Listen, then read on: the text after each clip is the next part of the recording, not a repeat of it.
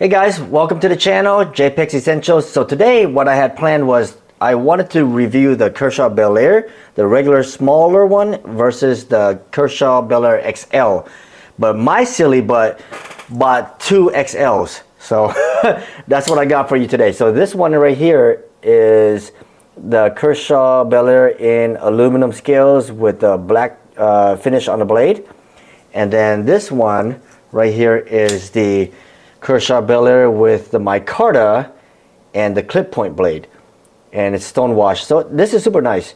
So here's a side or top down comparison.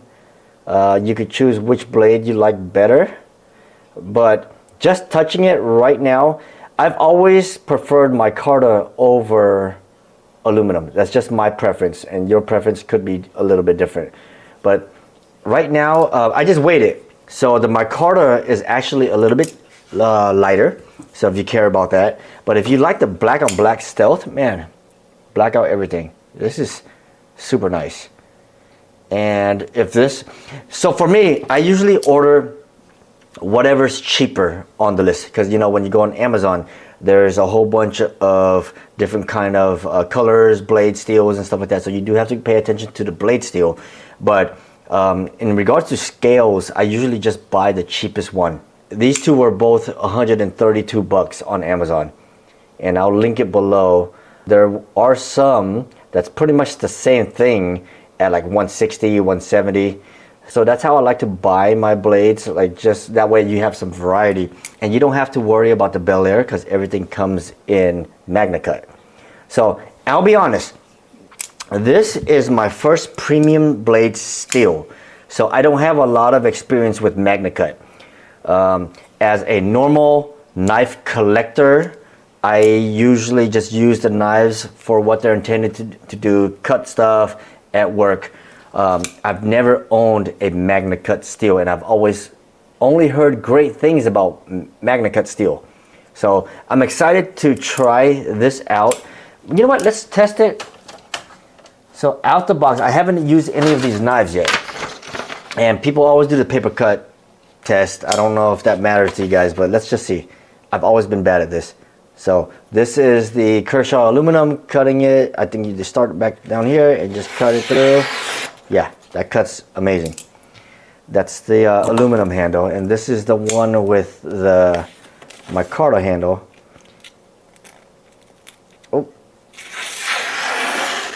Yeah, so all blades for me, every single blade I've ever purchased has been great out of the box, right?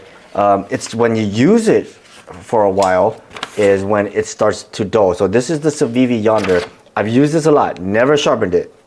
And yeah, so it pushes, yeah, it's still not bad. Probably does need a little sharpen. And let's see here. Oh, this is the Iridium. So this is the China version, I feel, of the Kershaw Belair, the original one. And this is D2 steel. And let's see. I've used this for about 3 months now. Never sharpened it. Still cuts fine. So I guess my conclusion is, if you're the type that wants the best of the best, get MagnaCut. Well, that's yet to be determined for me, but if you want the best of the best in terms of specs, edge retention, how easy it is to sharpen, everybody raves about MagnaCut steel. I'm gonna give you my personal review once I use this for a while. Both of these do have the crossbar locks, right? And Benchmade is known, or they are the OGs of the crossbar lock. And I think Kershaw has done the crossbar lock way better than what Benchmade did. This is my only Benchmade, so I don't have any other experience with the other models that they have. But let's see. Let's test the Benchmade. So it does catch a little bit, but that's because I've been using this for a year. Here's the QSP Penguin with their glide lock, which is essentially the same thing. I like the way they did this better because it has like grip on it. but this is the QSP Penguin. I don't expect the QSP Penguin to slice as well as a thinner MagnaCut blade, because this is like a flat grind. This one is a hollow grind, I believe. It's thicker on top. But let's see. I've never sharpened this one as well. Yeah, it cuts pretty well. So as an average user who just likes to collect knives, and I personally don't like to spend more than $200 on my knives unless there's something that is like extremely cool, then I'd save up to buy it. But right now in my collection, my most expensive knife is around $200. That's what I'm willing to lose if I go camping, if I go off-roading, if I go hiking. If I lose that knife, I'm willing to lose $200. I'm not willing to lose a $500-600 knife. Yeah, that's not me. Here's another one right here. Here's the Kaiser Mad Rack, and this is super thick as well, kind of like how the QSP Penguin is, right? A little bit longer blade length. Never sharpened this one as well. I don't sharpen my knives that often. Yeah, so this one's obviously dull, but it still cuts. When do I sharpen the knives? When I feel like it's not even cutting at all. Like, I have some knives that I would just go back and forth like this on top of cardboard and it wouldn't cut. But today we're talking about the Kershaw Belair. And I purchased this for $132 for this one, and I think maybe like $133 or something for this one. And if you wanted a knife that's one and done, I actually like the feel of this knife, the micarta version, a lot. I could probably have this as my only knife if I never got sucked into the hole of collecting knives. And this was my first knife. I'd be happy with it. Just have one knife. I know that the blade steel is amazing, easy to sharpen, edge retention is great. And Kershaw, it's an American-made brand. Like, you can't go wrong. And it has the deepest pocket clip I've ever seen. Like this, the only thing you'll probably see is just the clip. So this might be my new favorite knife. If I'm impressed with MagnaCut steel, I think this is gonna be my go-to.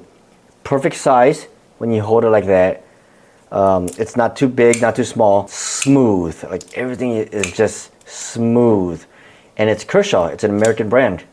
So everything, like the thumb studs are placed correctly where like I can just like flick it out super easy.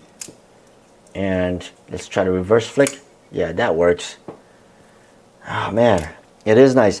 I haven't, because I have so many crossbar locks, like it just seems so boring to me to have a crossbar lock knife. But this one does excite me just a bit because they actually did it better than what the Benchmade Bug Out did. So between the two, I hate to make this comparison, between the two, if I were to choose this one, let's just say this one at retail with no Black Friday sales at $160, $170, and this one at $160 to $180, I would choose the Belair all day. If you don't want to spend on MagnaCut and you're okay with D2 steel, I'm okay with D2 steel. I love D2 steel. Like the Iridium is actually pretty good as well, but right now if you could find the Kershaw Belair XL at $130, $140, buy it. I highly suggest it. If you want a smaller version, so like the Belair, it's not much different, but you can just feel this is more usable daily. Like this is the size that I like to carry, right? I mean, obviously I like the Civivi Yonder, those are smaller, there's time and place for that, but I could settle with just this. So hope that helps. Let me know if you have any questions. Educate me on MagnaCut steel. I haven't watched a lot of videos on blade steel comparisons. I'm pretty sure there's a lot out there, but for me as a normal knife collector, this works just as well as any other knife. But if you want the best of the best steel, get this one with the MagnaCut steel, made in USA. You cannot go wrong. I enjoy the micarta version. I'm probably gonna return the aluminum version. But yeah, catch you guys next time. Peace.